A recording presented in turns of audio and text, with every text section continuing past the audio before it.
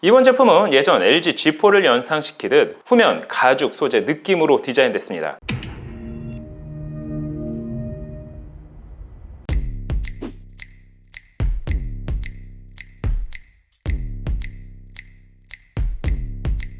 안녕하세요. 세상 신기한 테크얘기. 오늘은 저가형 스마트폰으로 출시한 포코 M5를 준비한 이거는 말방구 실험실입니다. 얼리버드 가격에 모든 할인을 적용하면 최대 139달러에 구매가 가능한데요. 마치 14만원대처럼 보이지만 환율이 올라 실제 구매 가능한 금액은 약 18만 6천원대로 높아졌습니다. 하지만 포코 시리즈라고 하면 성능을 일정 부분 기대할 수 있지 않을까요? 정말 국내에서 쓸만하긴 할까요? 궁금하지 않으세요? 그럼 지금부터 같이 한번 확인해 보시죠. 고고고! 자, 오늘 준비한 제품은 앞서 설명드린 포코 M5가 그것입니다. 가격은 램과 스토리지 용량에 따라 차이를 보이는데요. 가장 기본 모델은 약 18만원대, 그리고 최상위 옵션은 24만원대에 판매가 되고 있습니다. 약 6만원 차이긴 하지만 24만원대면 사실 또 다른 대안을 찾아볼 수 있는 가격대라 할 수가 있겠죠. 그래서 전 개인적으로 가장 기본 옵션을 추천드립니다. 그럼 이번 제품의 구성품부터 확인해 보도록 할까요? 포코 M5는 스마트폰 본체 전용 젤리 케이스, C2A 충전 및 데이터 전송 케이블 및 22.5W 고속 충전기와 사용 설명서 그리고 유심 핀으로 구성되어 있습니다. 한 가지 재밌는 건 스마트폰은 18W 고속 충전을 지원하지만 어댑터는 그보다 오버 스펙을 넣어줬다는 사실인데요. 포코니까 가능한 거 아닐까요? 어디서 남은 어댑터를 넣어 그런가요? 18만원대 포코 M5는 어떤 디자인으로 출시가 됐을까요? 이번 제품은 예전 LG G4를 연상시키듯 후면 가죽 소재 느낌으로 디자인됐습니다.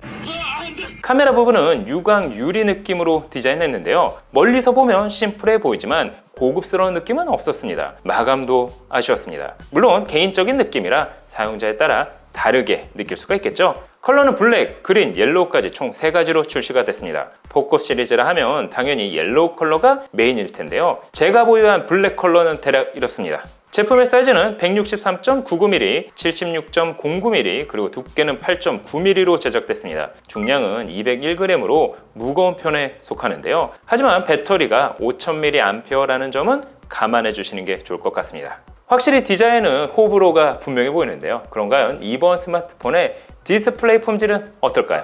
6.58인치 FHD 플러스 해상도, 거기에 90Hz의 주사율을 지원하는 IPS 패널이 사용됐습니다. 20대 9 화면비에 500니트의 밝기를 지원해 사실 가격 대비 디스플레이 품질은 준수해 보였습니다. 참고로 고릴라 글래스 3를 사용해 내구성을 높였습니다. 하지만 HDR, 돌비 비전과 같은 고급 사양은 들어가 있지 않습니다. 사운드는 하단 라우드 스피커가 탑재됐습니다. 쉽게 말해 상하단 스테레오 사운드를 지원하지 않는다는 말인데요. 그래도 소리는 다소 큰 편이었습니다. 찢어지거나 노이즈도 있지는 않았습니다.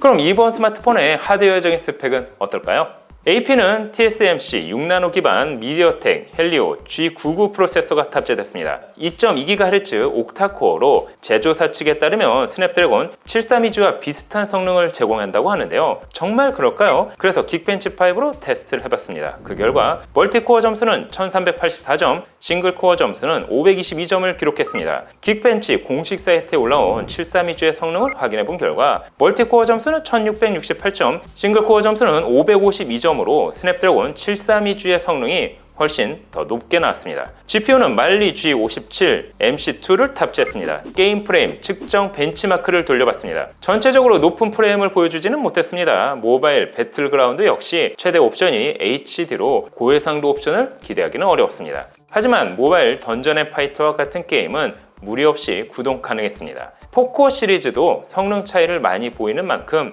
이번 제품이 18만원대 중저가형 모델로 출시됐다는 점은 감안해 주시는 게 좋을 것 같습니다. 스토리지는 기본 모델 기준 64GB UFS 2.2 규격으로 읽기는 최대 324, 쓰기는 385MB/s 속도를 보여줬습니다. 이 정도 성능이라면 기본적인 스마트폰 사용에 있어서 큰 불편은 없어 보이는데요.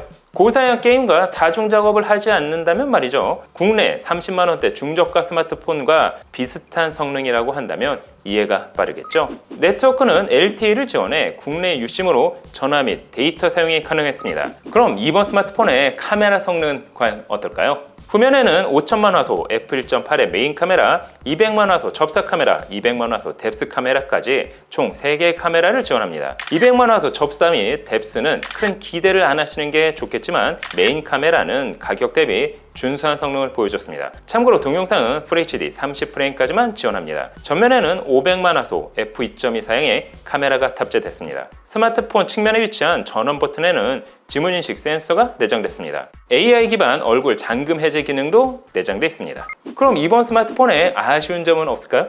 최대 18W 고속 충전을 지원하지만 무선 충전은 지원하지 않습니다. 그리고 방진, 방수 등급을 지원하지 않아 더 조심히 사용을 해야 할 것 같습니다. 또한 스테레오 스피커가 아니라는 점도 아쉬웠습니다. 그럼에도 가격을 보면 일정 부분 이해는 갔습니다.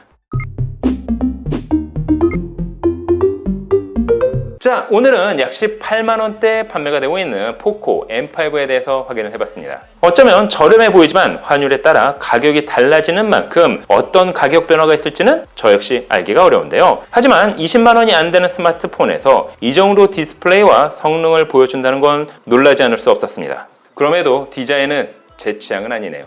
오늘 영상은 여기까지. 개 허접한 게 단돈 5만원!